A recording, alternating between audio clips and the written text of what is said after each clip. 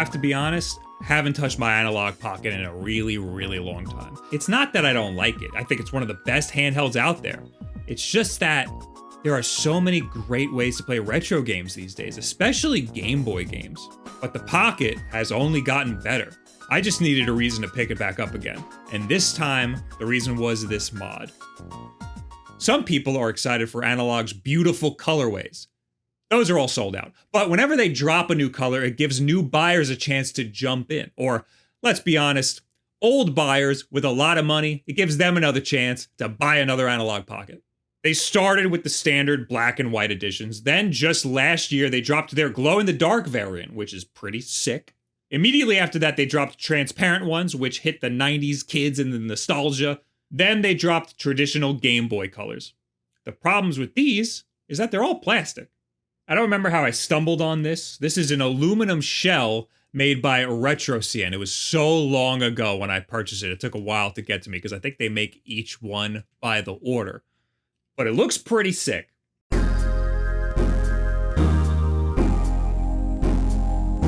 This is like the first real mod that I've seen on an Analogue Pocket. A year ago, I would have wanted to refrain from touching my Pocket because they're so sought after and always out of stock. It feels like a crime, potentially ruining this thing.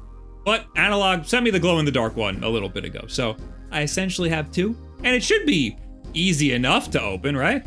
I have seen Analogue Pocket teardowns before, and it does look like one of the easiest devices to take apart. And that's a very good thing, because there are no tutorials at all on this. It doesn't come with one. I haven't even seen any other YouTube videos about this mod. So this is a little bit of uncharted territory. But this mod is not that new. I have seen people on Reddit posting pictures of their finished mods. So if you plan on doing this yourself, you'll have to heed some of my warnings. In the end, you do get a really impressive looking Analogue Pocket. This is like the Bugatti of Game Boys, because it's really premium looking and feeling, but also because it's insanely expensive. It's $190 for just the shell and the buttons.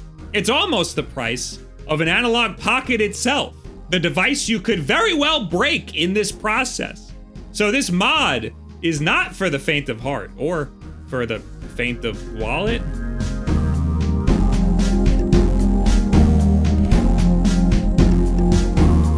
This video is sponsored by Surfshark. Hello, Mr. Wulff. Hey, are there any little ones in this household? Kind of. What is this regarding? Oh, really?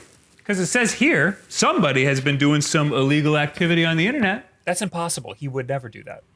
Well, someone has been downloading Roblox Map Pack, Fortnite Battle Pass, Nintendogs, Pit Fighter, Tetris, Pit Fighter, Zoop, Pit Fighter, Pit Fighter, Pit Fighter, Pit Fighter. VPNs can help change your location so that you can access content that might otherwise be blocked in your country. They can also help you encrypt your data so that nobody can see what you're doing, not even your ISP or other people. So you can have the freedom to do whatever you want on the internet.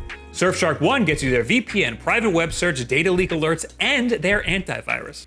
There's no risk to trying Surfshark because they offer a free 30-day money-back guarantee. So if you want to give it a try, all you have to do is click the link below or go to surfshark.com and use code DEN, that's D-E-N, and you get a whole 4 extra months for free. I thought it was 3 when I filmed this, but it's 4. Pit Fighter, Pit Fighter, Pit Fighter, Rush Hour 2. No, I'm sorry, this is Pit Fighter. Okay, I'll get him. Zim, come down here. Is that the only other person in the household? Yes, sir. All right. Sorry to bother you then. Thank you.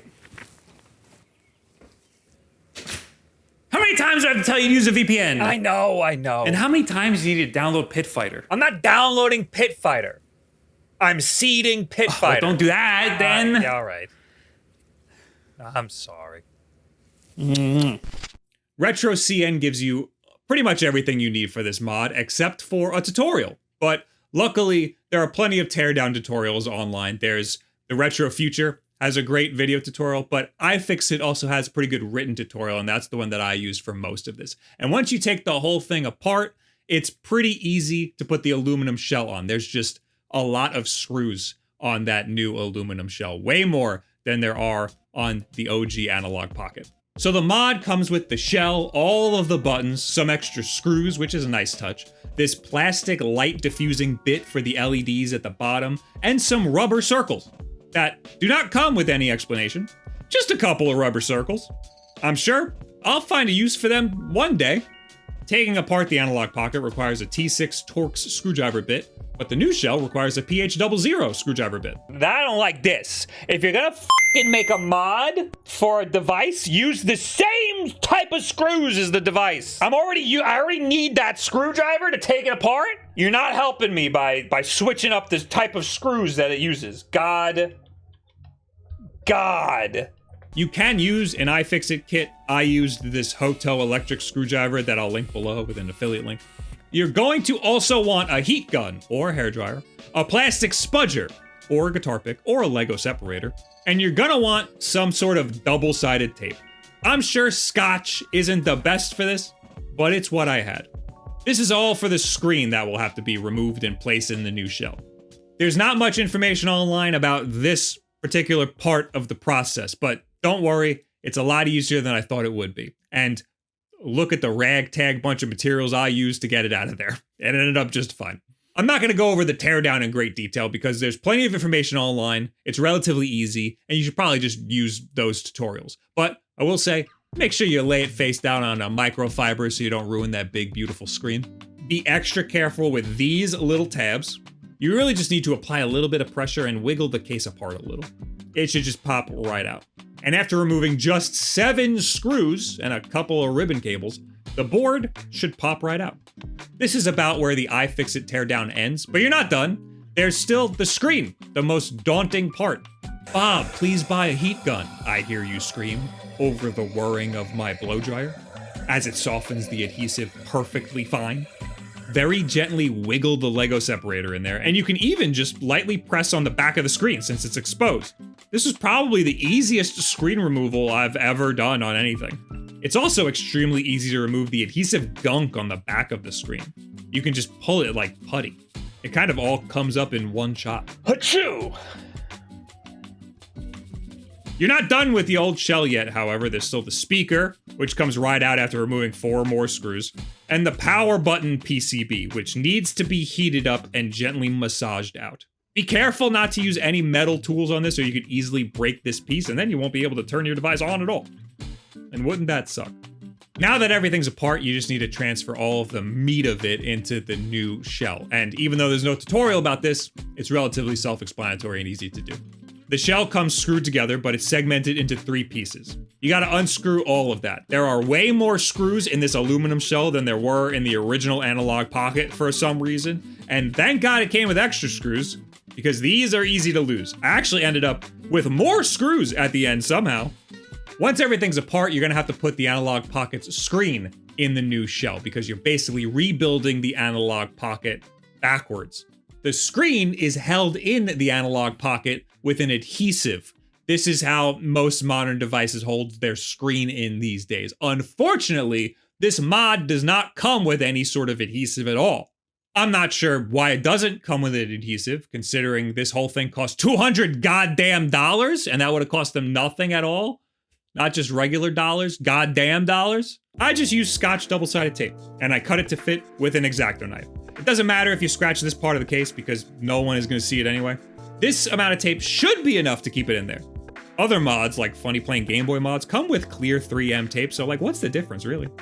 I would say just keep it out of direct sunlight for extended periods of time. Keep it out of a hot car. You don't want to get this thing too hot where it softens that adhesive, because it's not going to be the same as the adhesive that was on there before. The buttons need to be in the right spot. Remember, this thing is face down, so it's backwards. The font on the buttons is a little hard to differentiate. The Y looks like an A, and the select button looks like it says 35. It says 35, right?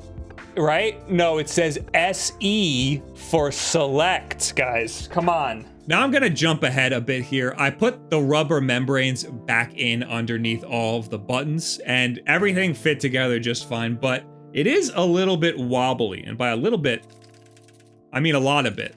Listen to that rattle. The Analogue already had pretty wobbly buttons, but not the D-pad. This is pretty bad. I think those rubber circles are spacers for the bottom of the buttons. So it might be worth it to throw those spacers on the bottom of every button and each side of the D-pad. Then throw on the membranes. I wanted to wait till all of the B-roll was done, but I opened it up and put those little circles in underneath all of the buttons, and there seems to be less rattle, but it's still there, and the D-pad is so loud. But the D-pad doesn't slide around at all anymore. It's just loud. So it kind of fixed it. The buttons still do rattle, but I guess they don't move as much as they used to. So I guess expect loud buttons.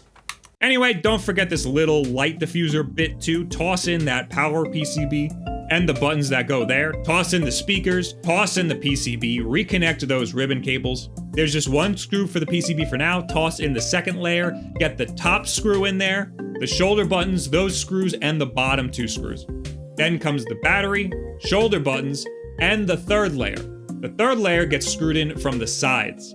And we're done, you can breathe. It's really not so bad.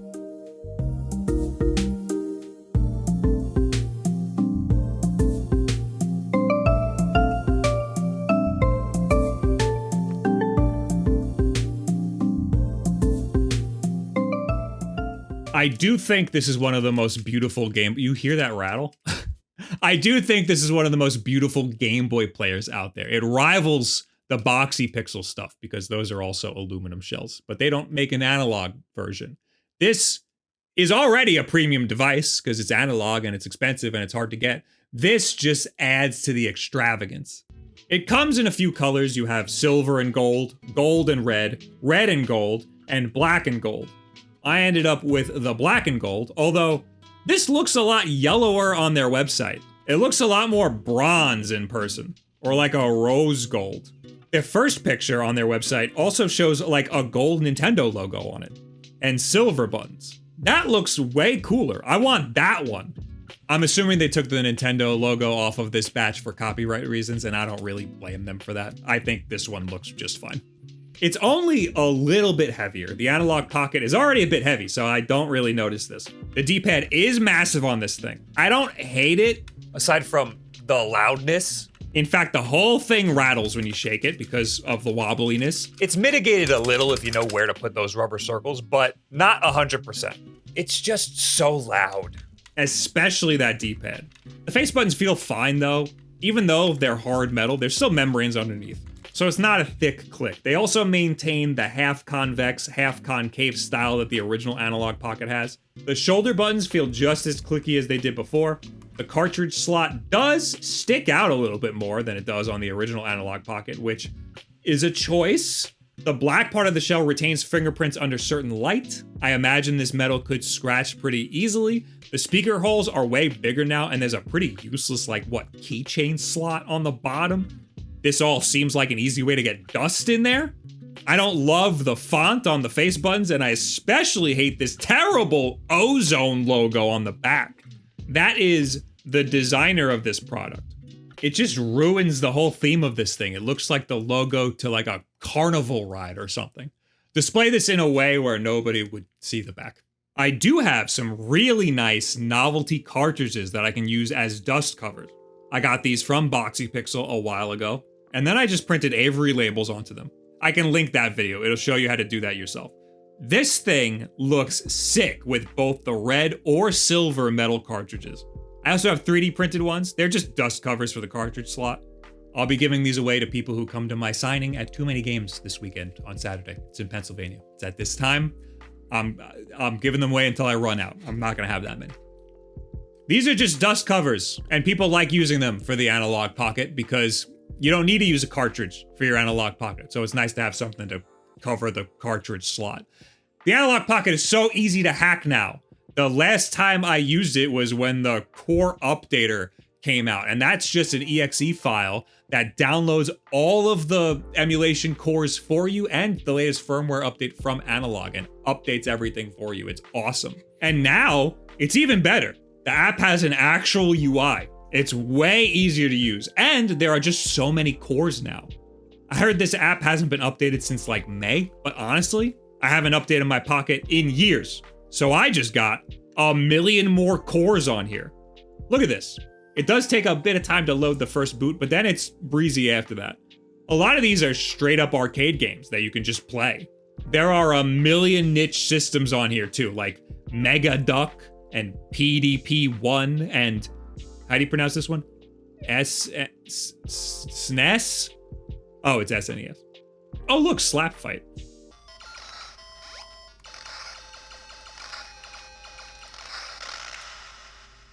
As far as popular emulation cores go, it will still max out at like SNES or Game Boy Advance in terms of power.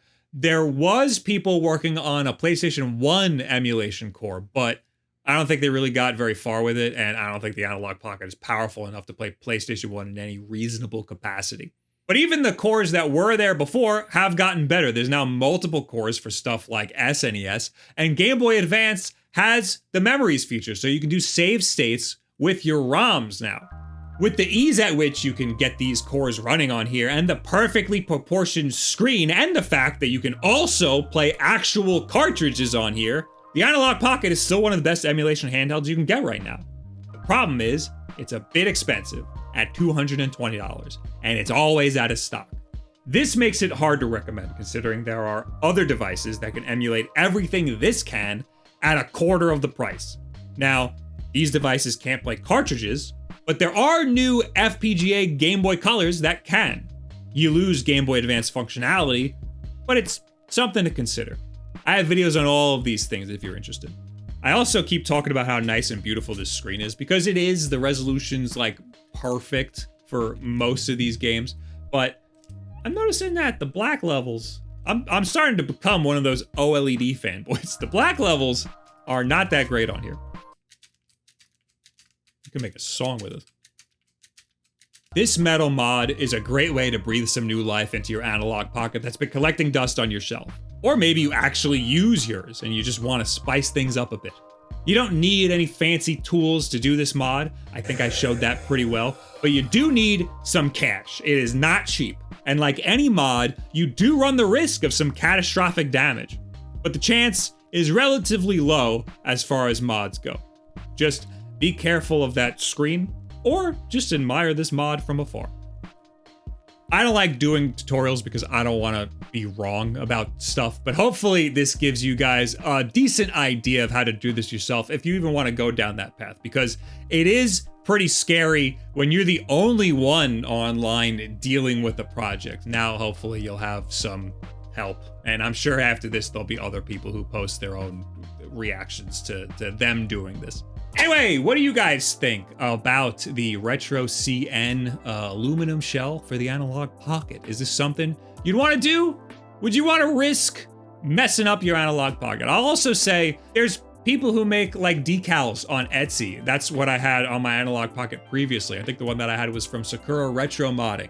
I have a video on that from a while ago. If you want to spice up your Analogue Pocket and you don't want to go through all this trouble, that's the easiest way to do it. Anyway, leave it in the comments below, at me on Twitter, any and all this other social media garbage. I'll be at Too Many Games this weekend. We also stream on twitch.tv/Wulff like all of the time. If you can't make it out to a convention, you can just talk to me there. Thank you, Surfshark, for sponsoring this video. Don't forget to check them out at the link in the description. Of course, the most important thing you could do to help support us is just subscribe here, please, so my dad can shut up about when are you gonna get to 1 million? And it's never enough for them. And share this video with a friend who has an Analogue Pocket and wants some ideas. Thank you very much. Have yourself a good week.